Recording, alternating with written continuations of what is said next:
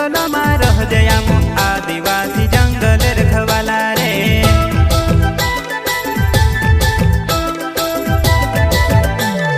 चल जंगल जमीन काजे पूजे रे आदिवासी दुनिया ने रखवाला रे। बाप देव खतरी काज पूजे रे आदिवासी सबसे निराला रे।